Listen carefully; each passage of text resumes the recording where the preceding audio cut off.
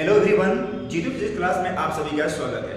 आज हम लोग पढ़ेंगे electric field intensity at a point on axial line of the dipole. But इस टॉपिक को पढ़ने से पहले हमें कुछ बेसिक कंसेप्ट का होना बहुत जरूरी है। लाइक मान लीजिए कि आपके पास में कोई भी एक पॉजिटिव सोर्स चार्ज दे दिया गया है, तो इस चार्ज के कारण जो इलेक्ट्रिक फील्ड लाइंस होगा वो किधर होगा, बाहर की तरफ। की बात आपको आना चाहिए कि कोई भी आपके पास में पॉजिटिव चार्ज दिया गया है तो उसके कारण इलेक्ट्रिक फील्ड लाइंस हमेशा और हमेशा क्या होगा, अवे फ्रॉम द चार्ज।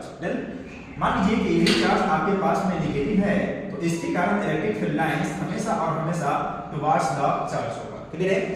इस बात का स्टडी हम लोग कहां पे किए हैं, तो इस बात का स्टडी हम लोग किए हैं properties of electric field lines के अंतर्गत। Properties of electric field lines के अंतर्गत हम लोग देखे थे कि कोई भी आपके पास में एक पॉजिटिव सोर्स चार्ज दिया गया है तो उसके कारण इलेक्ट्रिक फील्ड लाइंस हमेशा और हमेशा किधर होगा, बाहर की तरफ। और कोई भी आपके पास में एक नेगेटिव चार्ज दिया गया है उसके कारण इलेक्ट्रिक फील्ड लाइंस हमेशा किधर होगा, अंदर की तरफ। डन? चलो ठीक है। यदि आप दो बातों को समझ पा रहे हैं तो तीसरी बात ये है कि मान लीजिए कि कोई भी आपके पास में एक पॉइंट O दे दिया गया है और इस पॉइंट O पर सोर्स चार्ज क्या दे दिया गया है, Q। इस पॉइंट सोर्स चार्ज O से मान लीजिए कुछ दूरी पर r दूरी पर एक पॉइंट P उपस्थित है और इसी पॉइंट P पर आपको क्या निकालना है, इलेक्ट्रिक फील्ड इंटेंसिटी। तो we all know electric field intensity at a point due to point charge is kq/r²। मतलब कोई भी आपके पास में एक सोर्स चार्ज है और इस सोर्स चार्ज से कुछ दूरी पर कोई भी पॉइंट पे उपस्थित है और वहां पर यदि आपको इलेक्ट्रिक फील्ड इंटेंसिटी निकालना है तो उसके लिए क्या फार्मूला होता है, kq/r²। यहाँ पे k क्या है, तो k है कूलम्ब्स कांस्टेंट। आप सभी लोग जानते होइएगा k का मान होता है 1/4πε0 और इसका भी मान होता है 9 × 10⁹ और ये बात कहाँ पे होता है, तो इन एयर में या फिर बोल सकते हैं वैक्यूम में।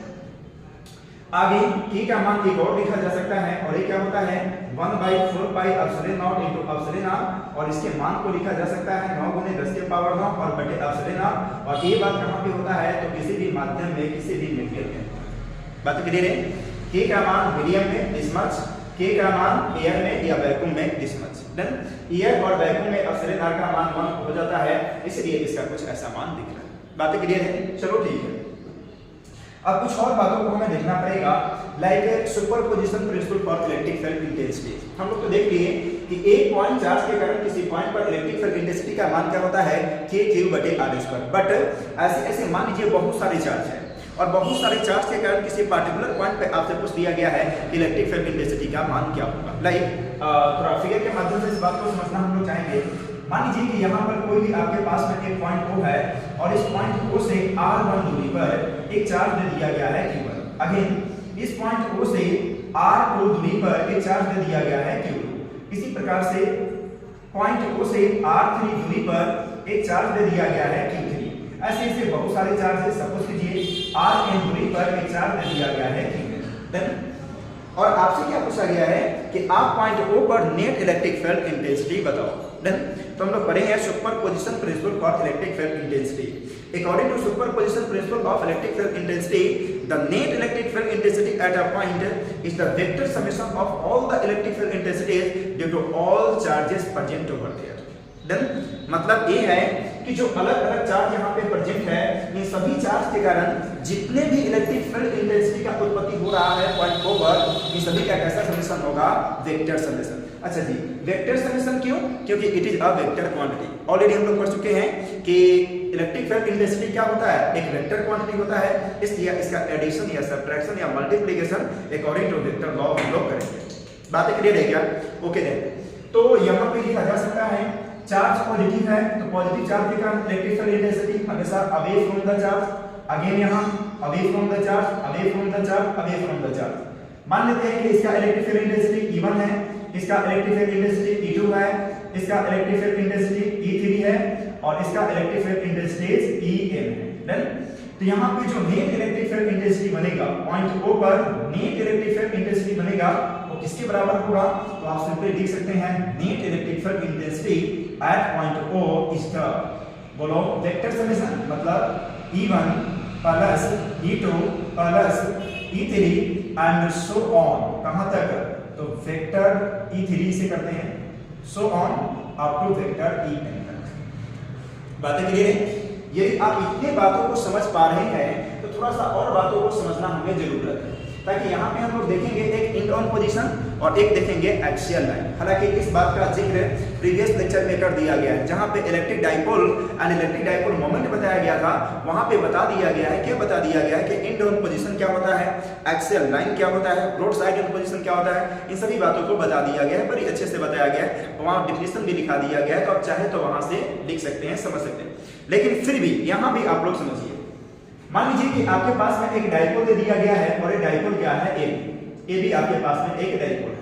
डाइपोल का मतलब है कि पॉइंट ए पे चार्ज एक प्लस क्यू है और पॉइंट बी पर चार्ज एक माइनस क्यू। ये मान लीजिए आपके पास पॉइंट ए है और ये मान लीजिए आपके पास पॉइंट बी है और दोनों को छोटा सा दूरी मान लीजिए 2l पे सेपरेट कर दिया गया है। तो इसी सिस्टम को हम लोग क्या पढ़ेंगे, इलेक्ट्रिक डाइपोल पढ़े हैं। It is the system of two equal and opposite charges separated by a small distance. दो चार्ज को थोड़े से डिस्टेंस पे सेपरेट करेंगे और दोनों चार्ज का मैग्नीट्यूड सेम होना चाहिए, नेचर ऑपोजिट होना चाहिए। इसी सिस्टम को, इसी निकाय को अपन लोग क्या पढ़ते हैं, इलेक्ट्रिक डाइपोल। हिंदी मीडियम वाले इसी को पढ़ते हैं वैद्युत द्विध्रुव। ओके और इसके बीच का जो लंबाई होता है उसे हम लोग 2l से प्रदर्शित करते हैं और ये जो 2l है इसी को हम लोग क्या पढ़ते हैं, डाइपोल लेंथ। सपोज कीजिए कि ये इसका डाइपोल सेंटर है और ये डाइपोल सेंटर क्या है, O।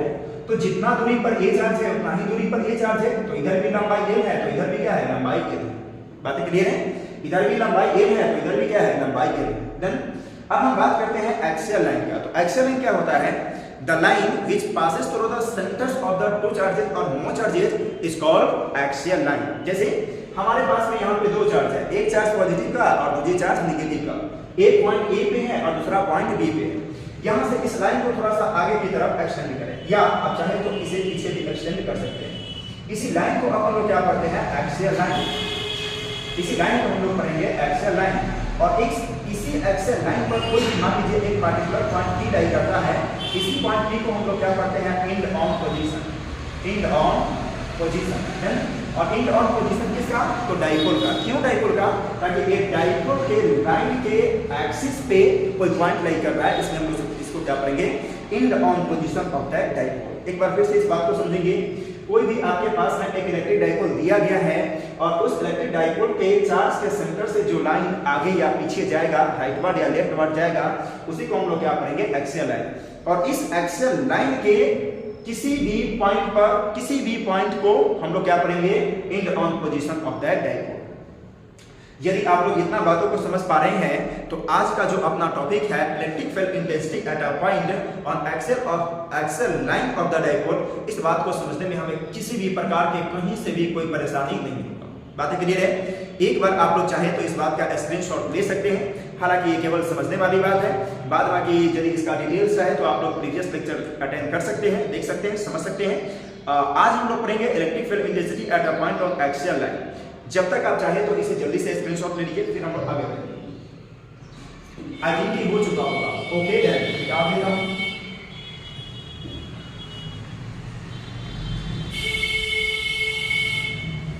अब हम लोग अपने टॉपिक पे आ रहे हैं। अपना टॉपिक क्या है आज का टॉपिक? आज का टॉपिक है electric field intensity, electric field intensity at a point on axial line of the dipole, most important topic है। 4 पॉइंट्स ऑफ दिस थिंग, अगर आप सीबीएसई बोर्ड से बिलोंग करते हैं या बिहार बोर्ड से बिलोंग करते हैं, मोस्ट इंपोर्टेंट टॉपिक है, ताकि इस टॉपिक से डायरेक्ट क्वेश्चन आपसे पूछ लिए जाते हैं 5 नंबर में। देन ओके देन तो टॉपिक है अपना electric field intensity at a point on axial line of the dipole. अभी हम लोग पढ़े हैं, क्या पढ़े हैं, एक्सियल लाइन। मान लीजिए कि कोई भी आपके पास में एक डाइपोल है, ए पॉइंट मान लीजिए ए है और ए मान लीजिए पॉइंट बी है। इस पॉइंट ए पर माइनस चार्ज क्यू रख दिया गया है और इस पॉइंट बी पर प्लस चार्ज क्यू रख दिया गया है। ए अपने पास में क्या बन गया, एक डाइपोल।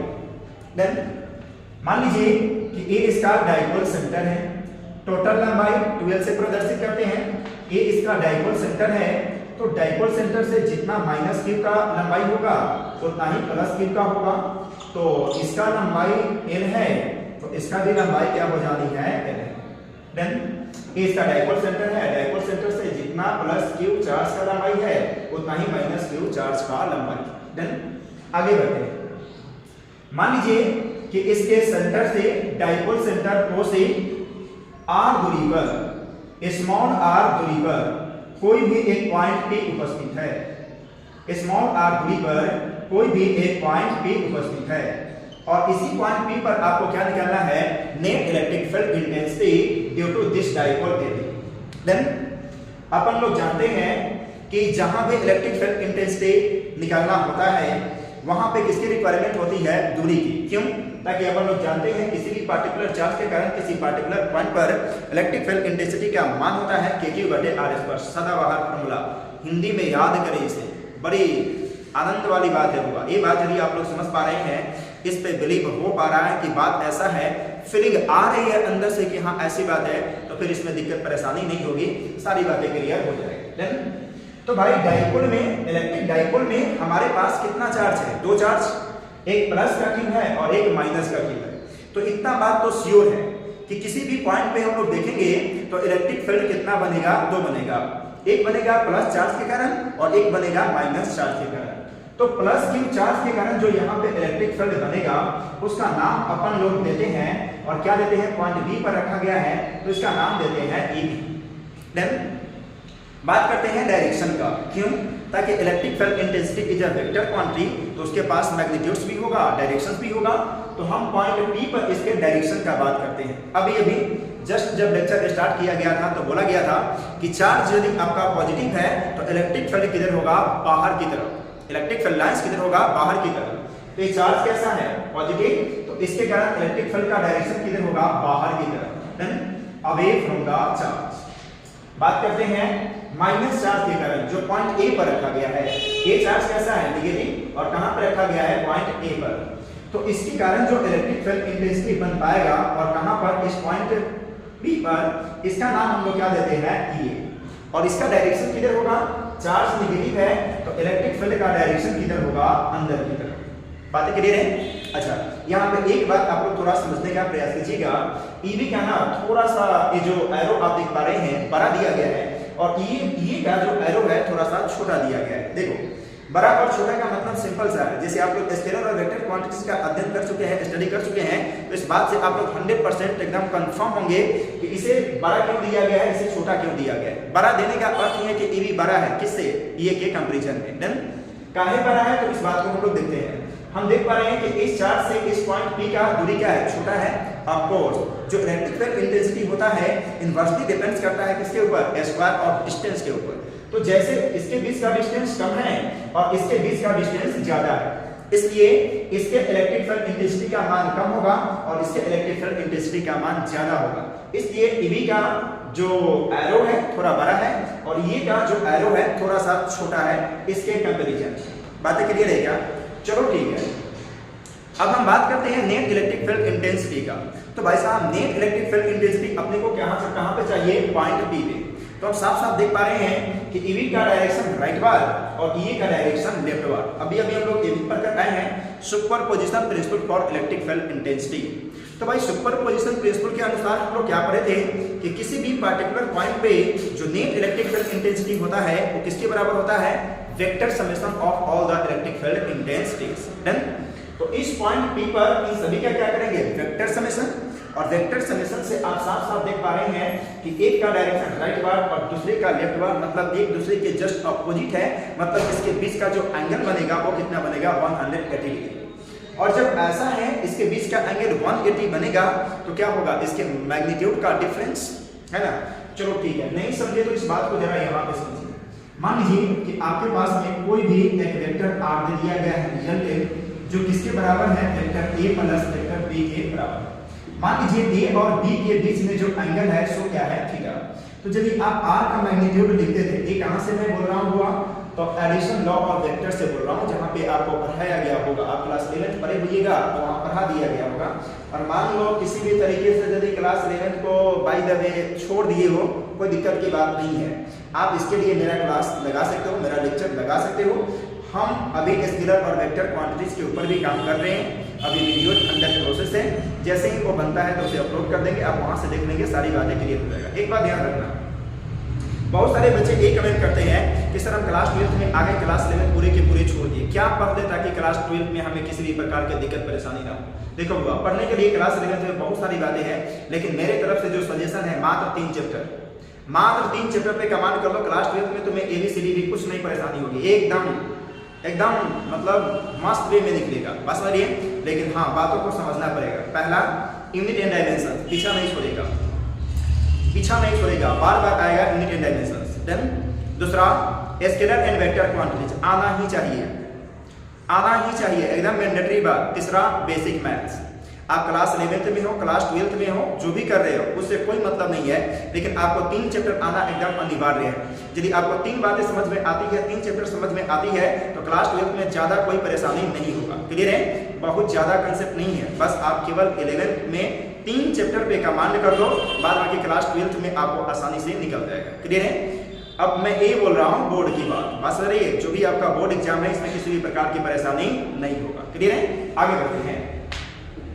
तो यहाँ पे इसका मैग्नीट्यूड निकाला जा सकता है, और इसके मैग्नीट्यूड का फॉर्मूला क्या होता है, तो a के स्क्वायर प्लस b के स्क्वायर प्लस कितना 2ab cos थीटा। बातें क्लियर है? अभी हम लोग यहाँ से ये देख पा रहे हैं कि ये जो a है, a के जगह पे हम क्या कंसीडर करते हैं eb, और b के जगह पे हम लोग क्या कंसीडर करते हैं e। देन ऐसा कुछ बात है। तो अभी इसके बीच में जो कोण बन पा रहा है, आप साफ साफ यदि पॉइंट P पर देखेंगे, यहाँ पॉइंट P पर देखेंगे, तो यहाँ से ये मिलेगा कि EB का डायरेक्शन कुछ इधर है, और इस पॉइंट P पर ही EA का डायरेक्शन कुछ इधर है ना। इसके बीच का जो एंगल बन रहा है, कितना बन रहा है, 180 डिग्री। देन तो यहाँ पे आप थीटा का मान 180 डिग्री जैसे ही पुट करेंगे, तो इसका मान कितना आएगा, A माइनस B। बात क्लियर है? मतलब इसका रिजल्टेंट किसके बराबर आएगा, A माइनस B। तो वही यहाँ पे क्या हो जाएगा, EB माइनस E। क्लियर है? तो यहाँ पे नेट इलेक्ट्रिक फील्ड इंटेंसिटी बड़ी आसानी से निकाला जा सकता है, और किसके अनुसार निकाला जा सकता है, तो superposition principle of electric field intensity के अनुसार निकाला जा सकता है। अच्छा, बात करते हैं कि नेट इलेक्ट्रिक फील्ड इंटेंसिटी का डायरेक्शन किधर होगा, इलेक्ट्रिक फील्ड इंटेंसिटी का डायरेक्शन किधर होगा। तो यहाँ से साफ साफ दिख रहा है EB का डायरेक्शन है राइटवार्ड, और EA का डायरेक्शन है लेफ्टवार्ड, और EB का मान बड़ा है इससे, ये से, इसलिए नेट इलेक्ट्रिक फील्ड इंटेंसिटी का डायरेक्शन भी किधर होगा, राइटवार्ड। इतना बातें क्लियर है क्या? देन अब यहाँ से हम लोग क्या करेंगे, नेट इलेक्ट्रिक फील्ड इंटेंसिटी के मान को निकालेंगे। क्लियर है? उसके मान को निकालने से पहले सबसे पहले हमें किसका मान निकालना पड़ेगा, तो EB का मान निकालना पड़ेगा, और EA का मान निकालना पड़ेगा। देन तो सबसे पहले हम लोग बात करते हैं EB का। The electric field intensity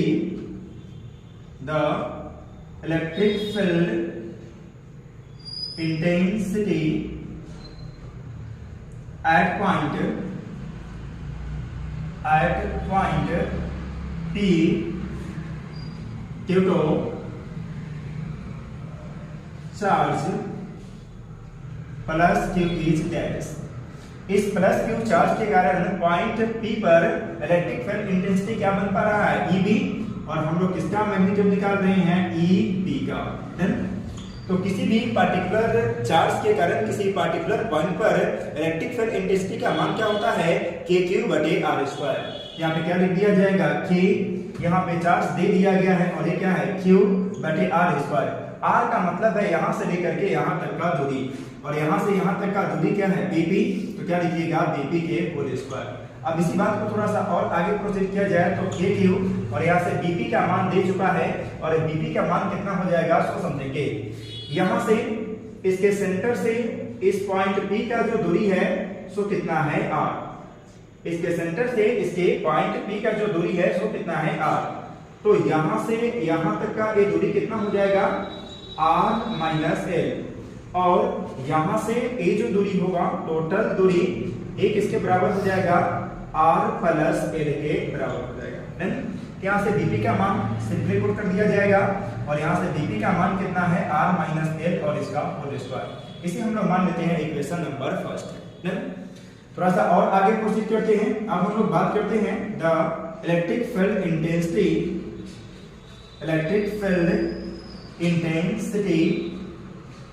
at point P due to charge minus q is dash. अब इस चार्ज माइनस क्यू के कारण पॉइंट पी पर इलेक्ट्रिक फील्ड इंटेंसिटी का मान कितना होगा, यह निकाल दिया जाएगा।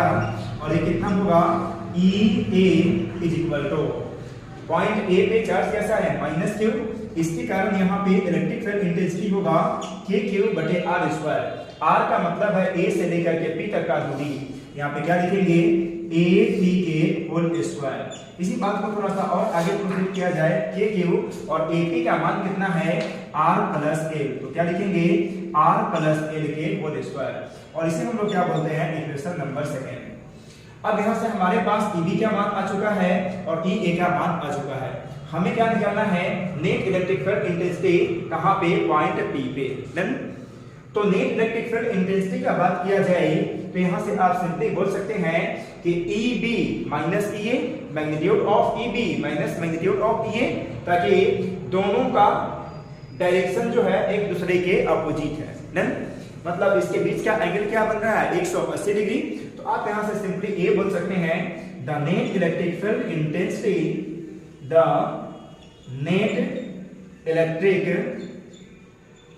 field intensity at point P due to the dipole AB is dash। इस डाइपोल AB के कारण पॉइंट P पर नेट इलेक्ट्रिक फील्ड इंटेंसिटी कितना होगा, तो net electric field intensity is equal to magnitude of EB minus magnitude of EA। अब इस बात को थोड़ा सा और आगे प्रोसीड किया जाएगा। इससे पहले आप लोग एक बार इसका स्क्रीनशॉट ले लेंगे, फिर आगे बढ़ेंगे। Be fast. आई थिंक कि सभी लोग दे चुके होंगे, आगे बढ़ते हैं।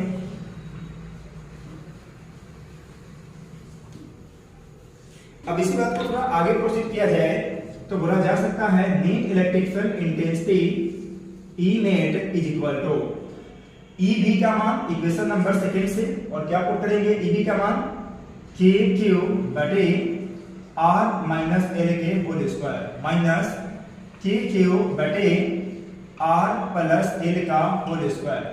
और इसे बोल दिया जाएगा कि ये बात कहां से लिया गया है, तो from equations first and second, from equations first and second. अब इस बात को थोड़ा सा और आगे प्रोसीड किया जाए तो लिखा जा सकता है, और क्या लिखा जा सकता है नेट इलेक्ट्रिक फील्ड इंटेंसिटी के क्यू का मान दोनों में क्या है कॉमन है, बाहर निकाल दिया जाएगा आर माइनस एल के होल स्क्वायर माइनस 1 बटे आर प्लस एल के होल स्क्वायर। देन थोड़ा सा और इस बात को आगे प्रोसीड किया जाएगा तो लिखा जा सकता है net electric field intensity, net electric field intensity के क्यू बाहर है रहने दिया जाए, एलसीएम ले लो इसका आर के स्क्वायर माइनस एल के स्क्वायर और सभी का होल स्क्वायर ए माइनस बी ए माइनस बी, यानी कि ए के जगह पे क्या है आर और बी के जगह पे क्या है L, A minus B into A plus B, A square minus B square, तो R square minus L square, इसका भी स्क्वायर इसका भी स्क्वायर, स्क्वायर पुट कर दिया गया। जब आप इससे डिवाइड करेंगे कौन टर्म मिलेगा आर प्लस एल और इसका होल स्क्वायर माइनस है तो माइनस, अगेन इससे डिवाइड करेंगे तो कौन सा टर्म मिलेगा आर माइनस एल और इसका होल स्क्वायर।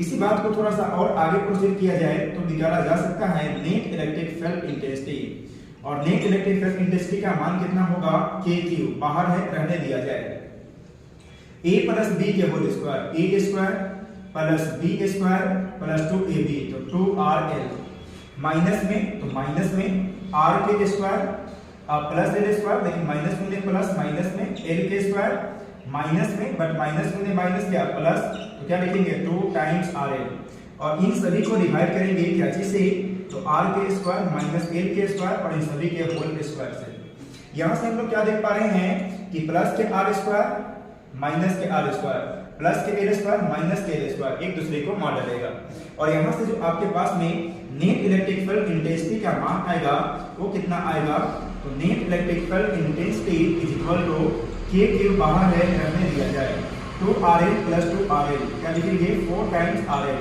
सबको डिवाइड करेंगे r के स्क्वायर माइनस एल के स्क्वायर और इन सभी के होल स्क्वायर से। इतना बातें क्लियर है क्या? एक बार आप लोग इसका स्क्रीनशॉट लेंगे फिर हम लोग आगे बढ़ेंगे। Be fast. एक बार इसका स्क्रीनशॉट ले लीजिए, फिर हम लोग आगे बढ़ेंगे। आई थिंक कि हो चुका होगा। देन ओके, देन सभी लोग ध्यान रखेंगे। अब इस बात को थोड़ा सा और आगे प्रोसीड किया जाए तो यहाँ से नेट इलेक्ट्रिक फील्ड इंटेंसिटी का मान बड़ी आसानी से निकाला जा सकता है, और एक इसके बराबर होगा k क्यूब इंटू 4RL। इस 4 को फैक्टराइज कर दो, यानी टू पार्ट्स में इसे तोड़ दो। इसे क्या कर सकते हैं, 2 इंटू k इंटू क्यू, और इस 2 को एक l के साथ में लिखो, और इंटू r, सबको डिवाइड करेंगे कैसे से, r के स्क्वायर माइनस l के स्क्वायर और इन सभी के होल स्क्वायर। इस बात को जरा समझने का प्रयास करेंगे सभी लोग। k क्यूब 4RL, बस इस 4 को क्या लिख दिया गया, 2 गुने 2, बस 2 को बाहर निकाल दिया गया है, और 1 2 को l के साथ में लिख दिया गया है। बाद बाकी k क्यूब, तो k क्यूब r, इस r को यहां लिख दिया गया, बाद बाकी जैसा दिख रहा है वैसा छाप दिया गया। इस बात को थोड़ा सा और आगे प्रोसीड किया जाए तो लिखा जा सकता है, और क्या लिखा जा सकता है, net electric field intensity is equal to, 2 बाहर है रहने दिया जाए, k बाहर है रहने दिया जाए, ये जो q इंटू 12 है, q इंटू 12 एक इसके बराबर है इलेक्ट्रिक डाइपोल मोमेंट के, यानी कि p के बराबर, तो क्या लिख सकते हैं 2 इंटू k इंटू p। यहाँ पे क्या बचेगा, r बटे लिखा जा सकता है r के स्क्वायर माइनस l के स्क्वायर और इन सभी का होल स्क्वायर। तो यहाँ से जो आपके पास में नेट इलेक्ट्रिक फील्ड इंटेंसिटी का मान आता है वो कुछ इतना आता है, 2kpr बटे r square minus l square और इन सभी का होल स्क्वायर। और इसे हम लोग क्या बोलते हैं, इसे हम लोग बोलते हैं इक्वेशन नंबर 3।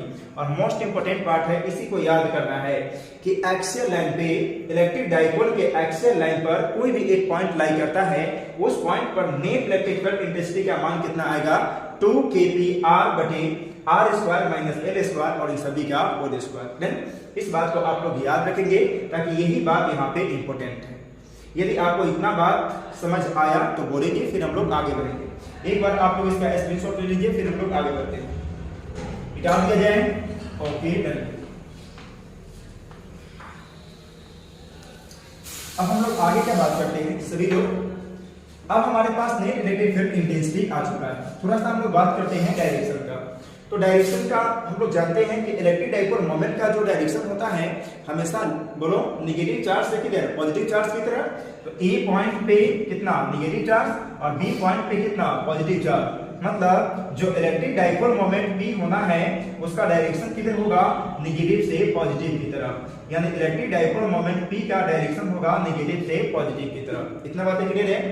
और यहाँ से हम लोग एक बात और देख पा रहे हैं कि नेट इलेक्ट्रिक फील्ड इंटेंसिटी का भी डायरेक्शन किधर है, लेफ्ट टू राइट, यानी कि आप बोल सकते हैं नेगेटिव से पॉजिटिव की तरफ। डन, मतलब इलेक्ट्रिक डाइपोल मोमेंट और नेट इलेक्ट्रिक फील्ड इंटेंसिटी दोनों का डायरेक्शन क्या है, सेम है। लेकिन ये कौन सा केस है, एक्सियल लाइन का केस है। क्लियर है, मतलब एक्सियल लाइन में आप ये बोल सकते हैं कि नेट इलेक्ट्रिक फील्ड इंटेंसिटी और इलेक्ट्रिक डाइपोल मोमेंट दोनों का डायरेक्शन एक दूसरे के पैरेलल होता है। मतलब इसी बात को लिखना चाहिए तो बोल सकते हैं from equation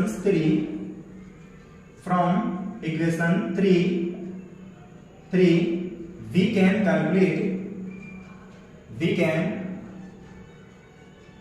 calculate the magnitude of electric field intensity at a point on axial line of the dipole which is parallel to electric dipole moment, जो इलेक्ट्रिक डाइपोल मोमेंट के पैरेलल होता है। मतलब आप इसको सिंपली लिख सकते हैं, that is net electric field intensity just parallel होता है किसके, इलेक्ट्रिक डाइपोल मोमेंट के।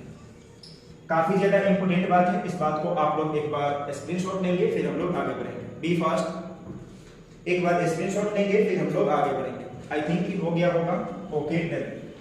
मिटा देता हूं इसका स्पेशल केस देखते हैं। स्पेशल केस में case number first, special cases और इसमें केस नंबर फर्स्ट का बात करते हैं। Case number A, when R is very much greater than L, तो L का मान अप्रोक्स हम लोग क्या लेते हैं 0। आप इसी बात को बोल सकते हैं for very small electric dipole, for very small electric dipole, छोटे से इलेक्ट्रिक डाइपोल के लिए L का मान क्या लेते हैं 0। उस केस में इस R का मान काफी बड़ा हो जाता है इसके अपेक्षा, इस L के अपेक्षा, इसलिए L का मान हम लोग क्या लेते हैं 0। और यदि ऐसा है तो यहां से नेट इलेक्ट्रिक फील्ड इंटेंसिटी बड़ी आसानी से निकाला जा सकता है। और नेट इलेक्ट्रिक फील्ड इंटेंसिटी का फॉर्मूला क्या होता है 2 times K times T times R बटे R के स्क्वायर माइनस L के स्क्वायर और सभी का होल स्क्वायर। बट L का मान यहाँ पे क्या ले लिया गया है 0।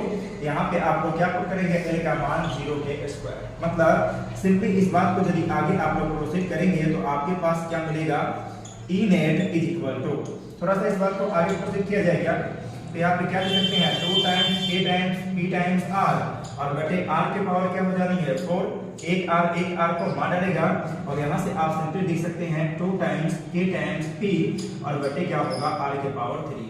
इस बात को आप लोग याद रखेंगे ताकि आगे इसका यूटिलाइज होगा और इसे हम लोग क्या बोलते हैं इक्वेशन नंबर 4। देन एक बात आप लोग याद रखेंगे कि शॉर्ट इलेक्ट्रिक डाइपोल के कारण इसके एक्सियल लाइन पे जो इलेक्ट्रिक फील्ड इंटेंसिटी होता है वो कितना होता है 2 kp बटे r3। Short electric dipole, short का मतलब होता है कि स्मॉल r का मान काफी ज्यादा है किसके अपेक्षा l के अपेक्षा, मतलब l के मान को उसमें क्या लेंगे लिख लीजिए।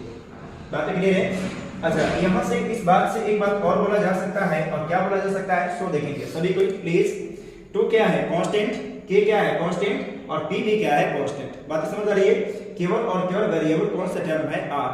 मतलब आप एक बात और भी बोल सकते हैं कि जो इलेक्ट्रिक फील्ड इंटेंसिटी होता है किसके कारण, तो डाइपोल के कारण, ये इनवर्सली डिपेंड करता है किसके ऊपर r³ के ऊपर। इस बात को जरा सा ध्यान रखें, क्लियर है। ताकि एमसीक्यूज में 1 नंबर में क्वेश्चन पूछ दिए जाते हैं और क्वेश्चन इस प्रकार से कुछ होते हैं electric field intensity due to dipole depends upon dash. Clear है। ऑप्शन में बहुत सारी चीज रहेंगे लेकिन आप लोग किसे टिक आउट करेंगे 1/r³। बात क्लियर है। तो इस टॉपिक के अंतर्गत इतना ही कुछ बात था। इस टॉपिक को आप लोग याद रखेंगे ताकि इस टॉपिक से डायरेक्ट क्वेश्चन पूछ दिए जाते हैं। और क्या पूछ दिए जाते हैं कि कोई भी आपके पास में एक इलेक्ट्रिक डाइपोल दे दिया गया है, उस डाइपोल के एक्सियल लाइन पर नेट इलेक्ट्रिक फील्ड इंटेंसिटी का मान क्या होगा या फिर कैसे आप उसका डेरिवेशन करेंगे। यदि डेरिवेशन पूछा जाएगा तो 5 नंबर का क्वेश्चन होता है, नहीं तो 1 नंबर में इस प्रकार से कुछ क्वेश्चन, कुछ फॉर्मूला वगैरह पूछा जा सकता है। या ये पूछा जा सकता है नेट इलेक्ट्रिक फील्ड इंटेंसिटी और इलेक्ट्रिक डाइपोल मोमेंट के बीच में क्या मतलब डायरेक्शन का संबंध है, पैरेलल का है, एंटी पैरेलल का है कि नहीं, ऐसा कुछ क्वेश्चन आपसे पूछा जा सकता है। क्या इतना बातें क्रिस्टल क्लियर है क्या? आई थिंक सो। आगे बढ़ते हैं और आगे हम लोग इस पर एक क्वेश्चन लगाते हैं जो क्वेश्चन दिया गया है। एक बार आप लोग इसका स्क्रीनशॉट जल्दी से लेंगे। Be fast. 1 2 3। I think so सभी लोग दे चुके होंगे। मिटा देता हूं।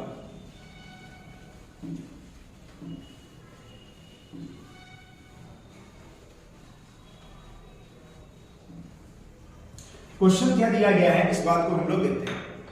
क्वेश्चन दिया गया है there is an electric dipole, there is an electric dipole of charge plus minus 10 micro coulomb and dipole length 2 centimeter. Find पहला electric dipole moment. Second question electric field intensity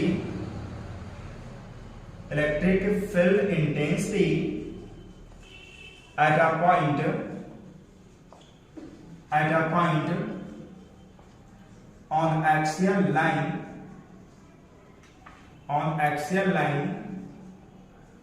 at distance 10 centimeter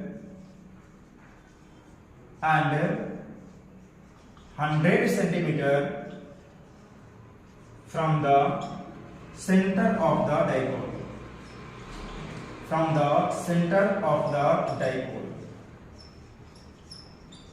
Then अब हमारे पास में given data क्या है उसका थोड़ा सा बात करते हैं।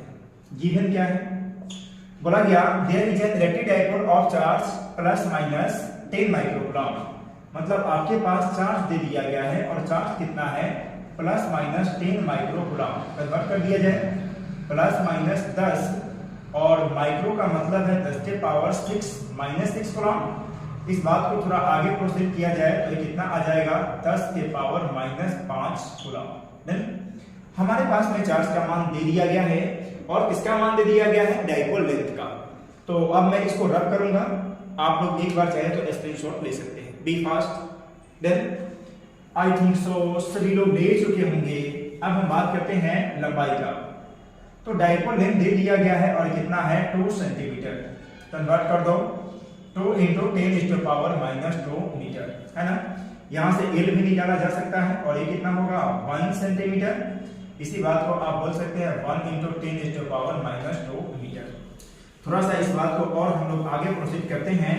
अपने को क्या निकालना है, पहला फर्स्ट में इलेक्ट्रिक डाइपोल मोमेंट, जो फॉर्मूला होता है Q × 2L। डायरेक्ट पुट करो, Q का मान कितना है तो 10⁻⁻5 इंटू 2L का मान कितना है तो 2 × 10⁻⁻2 मल्टीप्लाई कर देंगे तो 2 × 10⁻⁻7 क्या कूलम मीटर।